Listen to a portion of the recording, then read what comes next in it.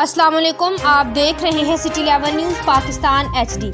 खबर शामिल करते हैं नौशेरा वादी सून से। हमारे नुमाइंदा मलक ज़ाहद फारूक अवान की रिपोर्ट के मुताबिक वादी सून के मौजूदा तारीखी किला के करीब गुज़िश्ता 2 रोज़ से पहाड़ों में लगने वाली आग पर अभी तक काबू नहीं पाया गया।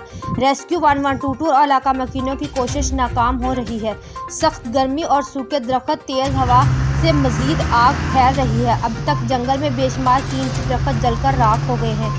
जंगली हयात के हलाक होने की इत्तला। याद रहे कि हर साल वादी सून के मुख्तलिफ जंगलात में कहीं न कहीं आग लग जाने से जंगलात से कीमती दरख्त जलकर राख हो जाते हैं, लेकिन आज तक इंतजामिया की जानब से मौसर कार्रवाई नहीं की जाती। वादी सून के सियासी समाजी तंजीमों के नुमाइंदों ने अकाम से नोटिस लेने का मुतालबा किया।